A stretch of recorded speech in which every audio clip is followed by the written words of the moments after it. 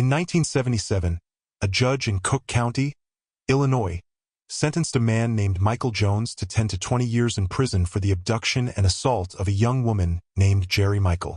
He had used his vehicle as a weapon to knock her off her bicycle. He had arrived at his destination with a gun.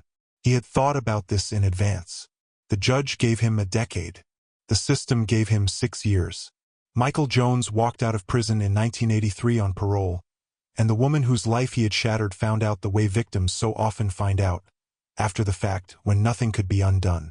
Jerry Michael would say it plainly at the sentencing hearing decades later, her voice level and precise. Had he served at least the 10 years, we wouldn't be here today for this.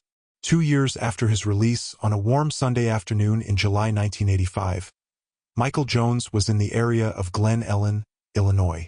A 15-year-old girl named Christy Wesselman walked out of a Jewel supermarket carrying a candy bar and a can of soda.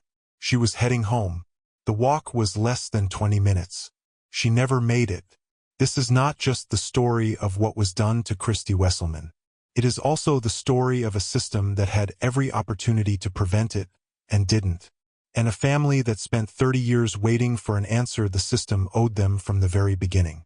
Glen Ellyn, Illinois sits in DuPage County, about 25 miles west of Chicago. In 1985, it was exactly the kind of suburb that families moved to on purpose. Tree-lined streets, neighbors who waved from their driveways, kids who stayed out until the streetlights came on and nobody panicked about it, because there was no reason to panic. DuPage County had one of the lowest crime rates in the entire state of Illinois. The worst thing that happened most summers was a stolen bicycle or a broken window. The Valley View subdivision, where the Wesselman family lived, was a quiet residential pocket where the same faces appeared at the same mailboxes and the same kids walked the same routes every day. There was a shortcut that everyone in the neighborhood knew, a narrow dirt path worn flat by years of sneakers and bicycle tires, cutting straight through an overgrown field between the Jewel supermarket on Butterfield Road and the subdivision. Adults drove around it. Kids walked through it. It saved time, and in a place like Valley View in the summer of 1985, saving time on an errand felt like the only reason that path needed to exist. Nobody had ever thought about what else it might be used for.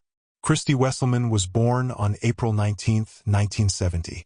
She was the youngest daughter in the family, raised in Valley View with her parents Sandy and Bob, her brothers Bill and Greg, and her older sister Susan. By the time she was 15, she had already figured out who she was going to be.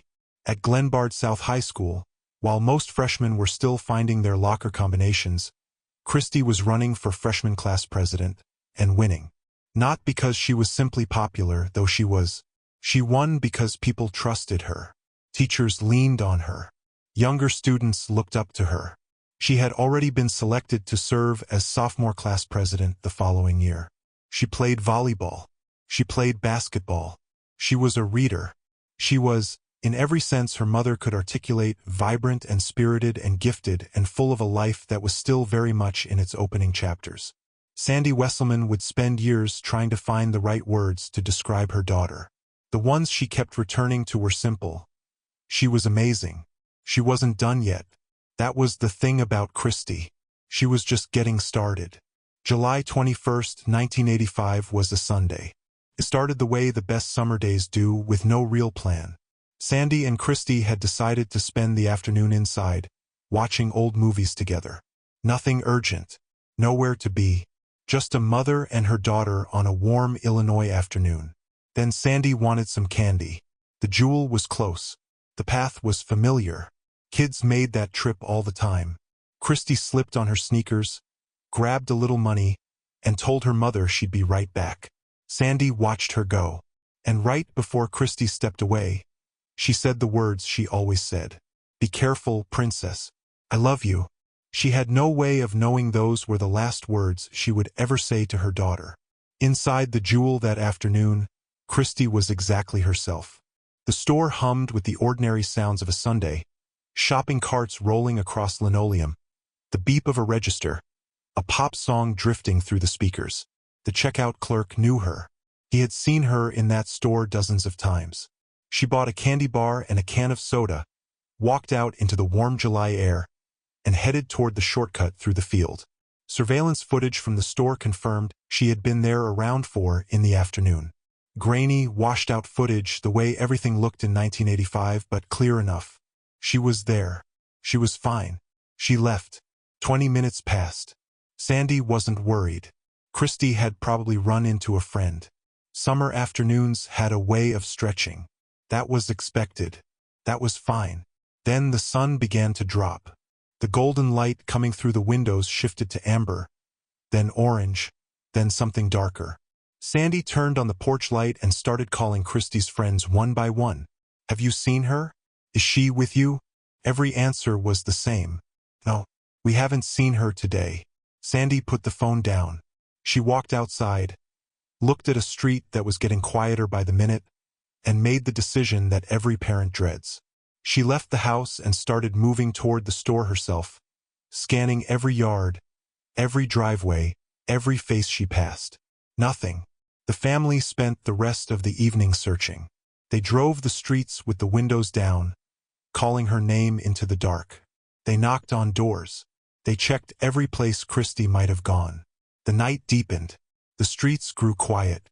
By 1:50 in the morning, Sandy Wesselman picked up the heavy telephone and called the police. Officers arrived and built a timeline. They confirmed the store. They confirmed the time. They confirmed she had left. And then the trail stopped. The search continued through the night. Flashlights sweeping across dark yards.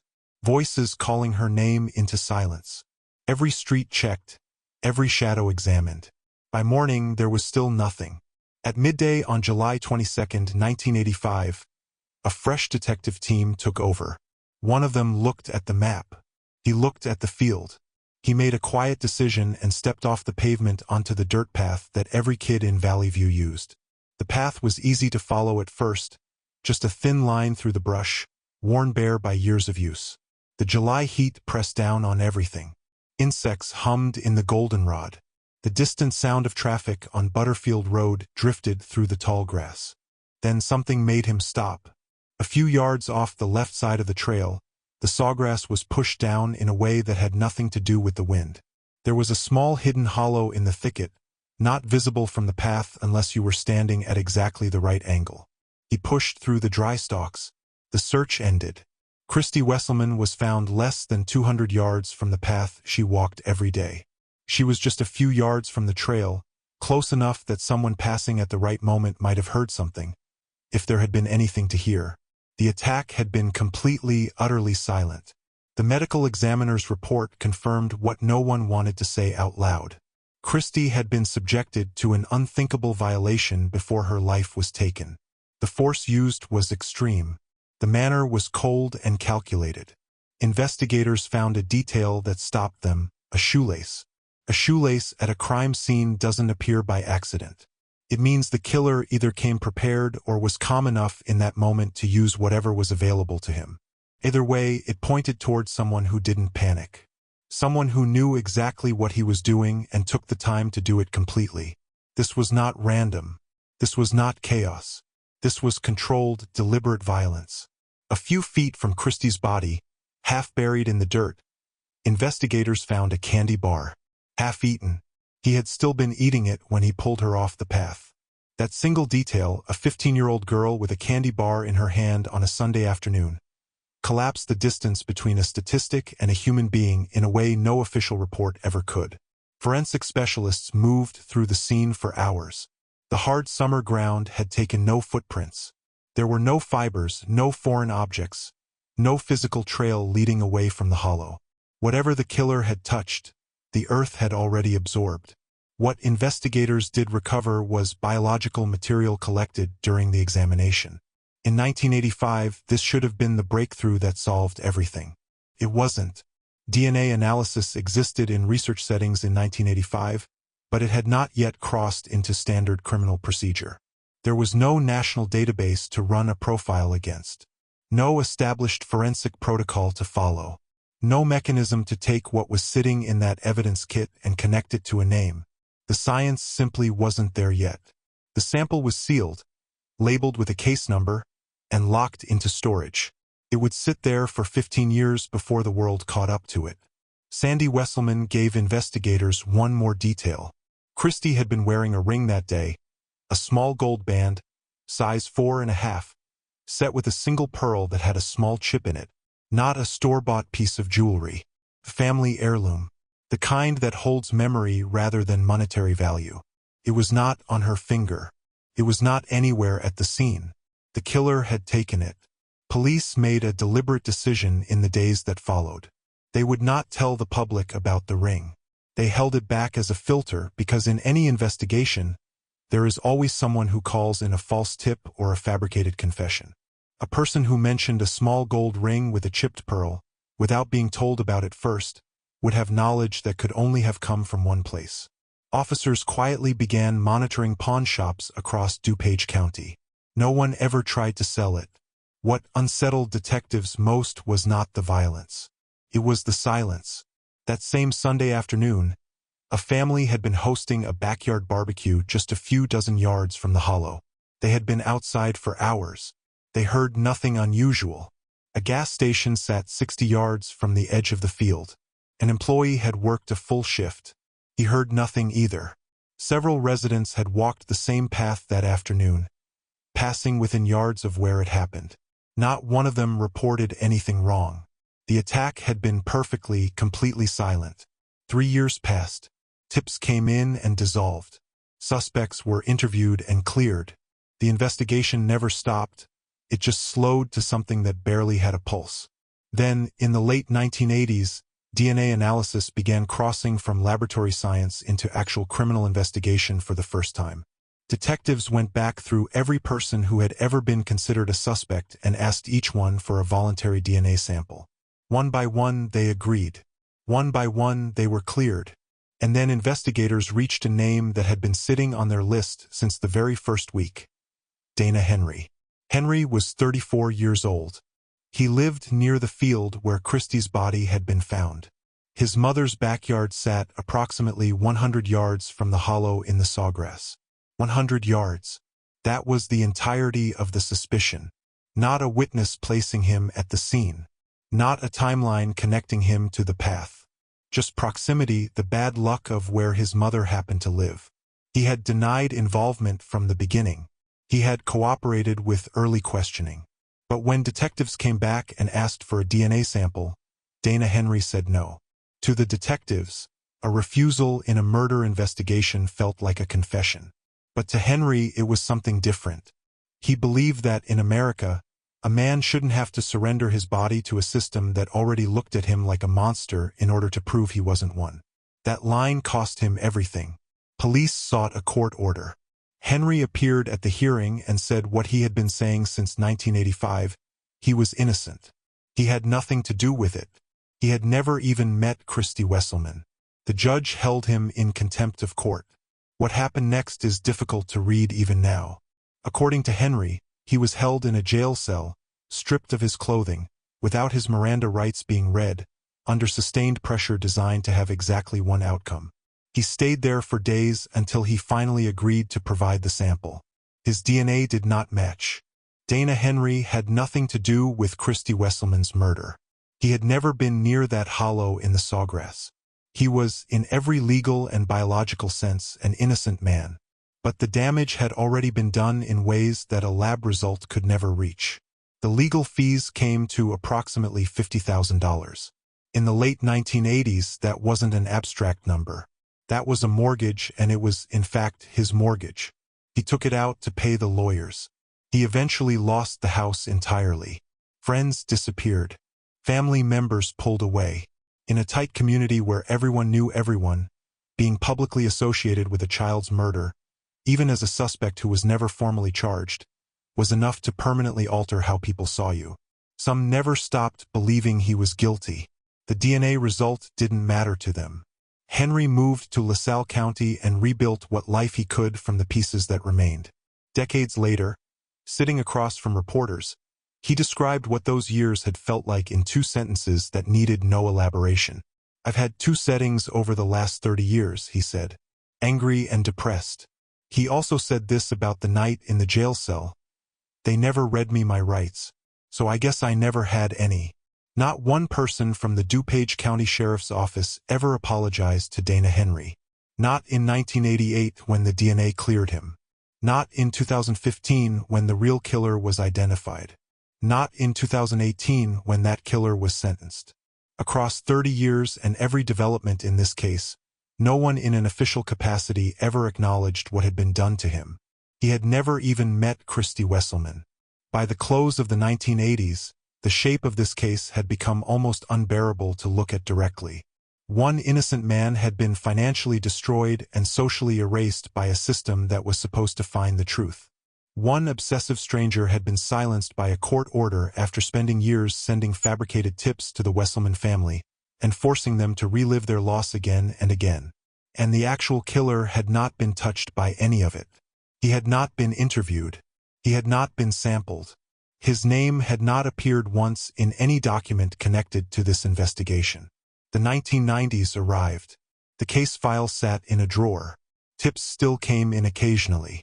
Detectives followed each one to its end, watched it dissolve, and returned to the same wall they had been staring at since 1985. Outside that drawer, the world kept moving without Christy in it. Her Glenbard South classmates graduated. The kids who had walked the same Valley View streets, shared the same hallways, used the same shortcut through the field. They left Glen Ellyn and built lives that stretched forward in all the ways lives are supposed to. They went to college. They found people to love. They stood at altars and made promises in front of everyone they cared about. They held their own newborns. They sat at kitchen tables watching their children do homework. They went to school plays and soccer games and ordinary Tuesday dinners that meant nothing and everything at the same time. Christy's classmates turned 20, then 30, then 40. Christy stayed 15. Sandy didn't leave. She kept the same phone number. She sat in the same rooms where she and Christy had planned to watch old movies that Sunday afternoon. She called the sheriff's office. She asked if anything was new. The answer never changed. She called again the next time anyway, because stopping felt like a second loss she was not willing to accept. In 2000, investigators submitted the DNA profile to CODIS, the Combined DNA Index System, a national database built exactly for cases like this one. A profile with no name attached, entered into a system that compared it automatically against convicted offenders across the country. Every year after that, the system got faster. The algorithms got smarter. The database grew by millions of names. New offenders were entered every single day from every state in the country. And every year, that silent profile from 1985 scanned those millions of entries and found nothing. Not dead, just frozen at the edge of an answer that was somewhere in the world, attached to a living, breathing person, but had not yet been entered into any database anywhere. In 2002, the former DuPage County State's Attorney, Joe Burkett, pushed a new law through the Illinois legislature. From that point forward, any person convicted of a felony in Illinois was required to submit a DNA sample to the state database. Burkett said directly that Christy's case had driven him to fight for it. A murder with a clean DNA profile sitting in CODIS catching nothing, because the man responsible had never been entered into any system. The law was designed to close exactly that gap. Nobody in that room knew whose name it would eventually fire. That information was still 13 years away. In 2011, Sandy Wesselman made a decision. She stood at a press conference and released a detail that investigators had protected for 26 years, the ring. The small gold band, size 4.5, with the chipped pearl setting that had been on Christy's finger when she walked out the door and had never been seen again. They had held it back deliberately, keeping it as a filter, a fact so specific that only one person on Earth knew it without being told. But the leads had dried up. Every trail had gone cold in every direction. The ring was the last card left to play. Sandy stood at that podium. Then she stopped addressing the room and spoke directly to the man she had spent 26 years waiting to face. She spoke slowly, deliberately. There's a man out there who thinks he got away with murder. Pause. Please help us take away his dream. He stole all of Christy's.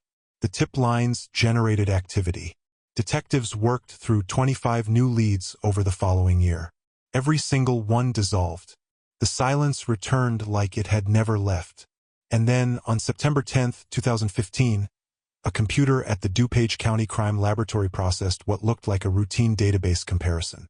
The profile that had been sitting in Cody's for 15 years, the biological evidence sealed in a kit in 1985, uploaded in 2000, scanning silently through 15 years of growing databases, stopped on something. A notification loaded on a screen. After 30 years, the match had arrived. The name on the screen was Michael R. Jones, 62 years old, Champaign, Illinois, 150 miles from Glen Ellyn. Investigators pulled up his file, and then they found something that stopped them cold. Not because of what was in it, because of what wasn't. His name had never appeared in the Christy Wesselman case. Not once. Not as a suspect, a witness, a neighbor, an acquaintance, or a name mentioned in passing by anyone the investigation had ever touched. In 30 years of tips, leads, interviews, and dead ends, Michael R. Jones had never surfaced. He had been completely, perfectly invisible. Here is how his DNA ended up in the system. In July 2015, Jones had been arrested in Champaign County for aggravated domestic battery. He pleaded guilty. He was sentenced to 1 year of probation. And under the Illinois law that Joe Burkett had fought to pass in 2002, the law inspired directly by Christy's unsolved murder, he was required to submit a DNA sample. He handed it over without resistance. He had no reason to believe it would connect him to anything. The sample was processed. It entered Cody's. The system ran its comparison on September 10, 2015. It matched the profile that had been waiting in that database since the year 2000. The gun that Joe Burkett had loaded in 2002 had finally fired. Investigators did not call Sandy Wesselman with the news. They boarded a plane to Colorado, where she had been living, and knocked on her door in person. Because after 30 years of phone calls with no answers, the answer deserved to arrive differently. It deserved to be carried by people who could sit across from her, look her in the eye, and say the words out loud. They told her they had a match. They told her they had a name. Sandy Wesselman, who had kept a lighthouse burning for 3 decades, who had sat in the same rooms where she and Christy had planned to watch old movies, who had never once stopped asking, heard the answer for the first time. Her son Bill put his own reaction into one sentence. My initial reaction is one of shock and awe. We've been waiting for news like this for 30 years. And it finally came. Now the authorities had a name. What they found behind it was not a monster hiding behind an elaborate disguise. It was something in some ways more disturbing. An ordinary-looking life built directly on top of a pattern of violence that the system had been given every opportunity to stop. Michael Jones had first come to the attention of law enforcement in 1976, when he targeted a woman named Judith Van Kirk. The case did not end in a conviction. Van Kirk spent the following decades carrying what had been done to her with no legal acknowledgement that it had happened at all. Years later, standing outside a DuPage County courthouse after the sentencing, she introduced herself to the room in a single sentence. I was Michael Jones's first victim. Not his first known victim. His first victim. The one who existed before the records, before the convictions, before anyone was paying attention to what kind of man Michael Jones actually was. A year later, in 1977, he escalated. He drove his car deliberately into a young woman named Jerry Michael as she rode her bicycle on the northwest side of Chicago. He forced her, under the threat of a weapon, to his residence. He had arrived with a gun. He had a destination already in mind. Jones was convicted. He told the judge he deeply regretted his actions. He claimed serious mental health problems and asked for treatment. An independent psychiatrist examined him and reached a different conclusion. Jones was fully aware of everything he had done. The judge sentenced him to 10 to 20 years. The system gave him 6. He walked out of prison in 1983, on parole. 2 years later, on a warm Sunday afternoon in July 1985, he was in the area of Glen Ellyn, Illinois. He was still on parole for what he had done to Jerry Michael when he followed Christy Wesselman into that field. In the 30 years between 1985 and 2015, Jones had married. His first wife eventually left him and obtained a restraining order over an obsessive and inappropriate interest he had developed in one of her young relatives. No charges followed. In 1999, he was arrested again for assaulting a family member of a subsequent girlfriend. Neighbors in Champaign described him as quiet and unremarkable. He had also been obsessed, according to people close to him, with detective novels and true crime television. He sat in his quiet Champaign home, reading about forensic mistakes and watching investigators work on screen, perhaps comfortable in the knowledge of an evidence kit, sitting in a DuPage County storage room that had spent 30 years with nothing to say. What he didn't know was that the world outside that storage room had been changing. The databases were growing. A law passed in 2002 had been waiting specifically for a moment like his July 2015 arrest. He had been careful for 30 years. One domestic dispute ended all of it. On September 21, 2015, Michael R. Jones was arrested and taken to the DuPage County Jail. He was held without bail. When investigators sat across from him and showed him a photograph of Christy Wesselman, Jones looked at the image and said something that told them everything they needed to know about the man they were dealing with. "As God is my witness, I've never seen her before. Not a moment of hesitation. Not a flicker of recognition. Just a flat, practiced denial delivered by a man who had spent 30 years living as though that Sunday afternoon in 1985 had never happened." The DNA said otherwise. The legal process moved slowly, the way it always does when the stakes are absolute. Jones sat in the DuPage County Jail through 2015, through 2016, through 2017.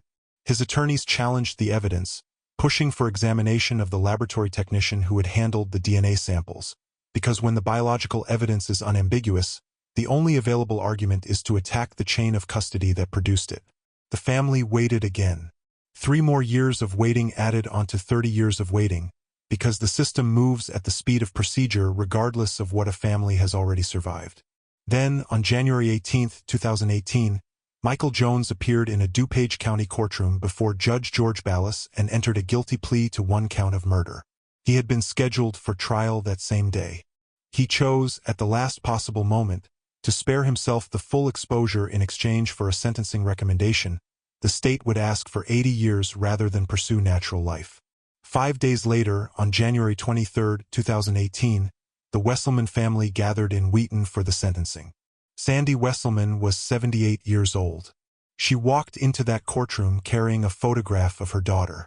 When the moment came for her to speak, she stood and delivered an 11-minute victim impact statement that she had waited 33 years to give. She glanced at Jones only once. She did not speak to him. She spoke about Christy, about who she was, and what had been taken from the people who loved her. Not in abstractions, but in the specific, irreplaceable details of a life that had been stopped at 15 and never allowed to continue. "Christy was murdered on July 21, 1985, she said. "We were denied our right to see what the final results of her journey would have been." She described what Christy had missed, not as a list of milestones, but as a series of moments that had happened to everyone around her and never to her. Christy did not have the chance to go to her brother's or sister's weddings. She never knew the joy of getting to know her nieces and nephews. Then Sandy paused. "What she would have become will forever be an unfinished book." That phrase landed in that courtroom and stayed there, because it wasn't just grief speaking. It was a mother who had spent 33 years watching the story her daughter should have been living play out in the lives of everyone around her, while Christy's own pages stayed blank. Judy Van Kirk was in that courtroom. Jerry Michael was in that courtroom. The women who had survived Michael Jones before Christy, one whose case never produced a conviction, one whose case produced a sentence that was cut in half, sat in the same room as the man who had moved through their lives like a slow, patient catastrophe. Jones sat at the defense table throughout all of it.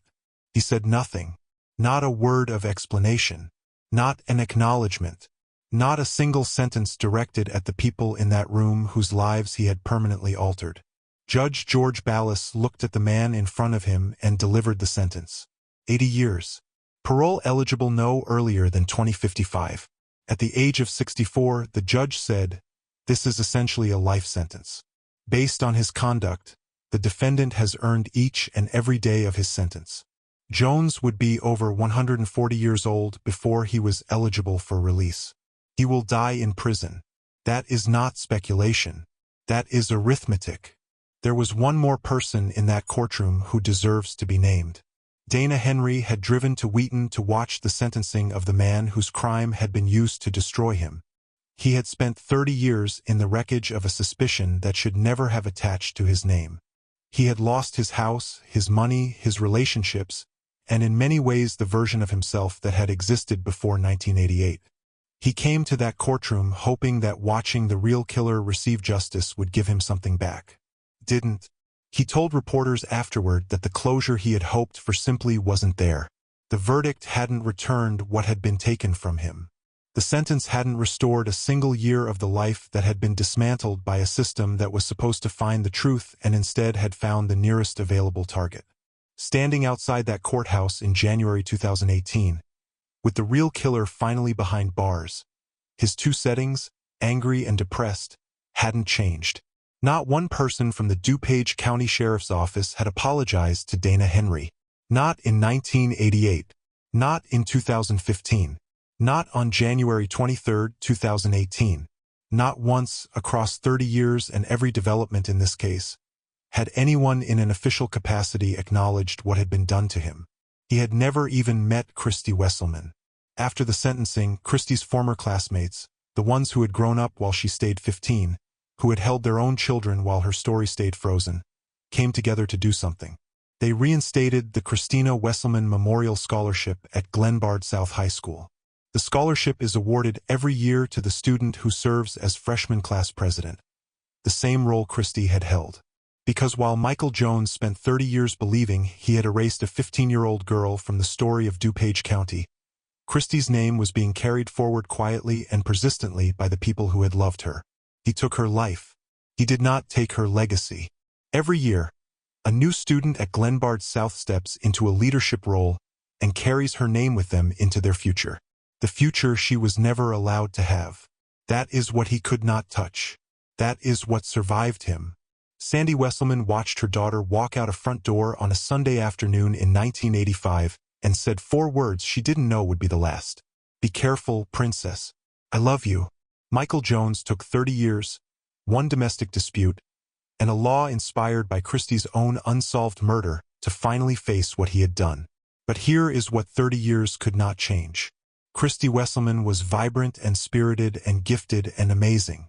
She was a class president at 15 with a trajectory that pointed somewhere significant. A girl who loved old movies and volleyball and her family and a Sunday afternoon with nowhere to be. She was not just a case number in a DuPage County file. She was an unfinished book.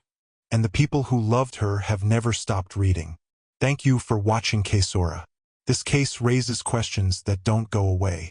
A man with a documented history of violence was released early and given the opportunity to kill again.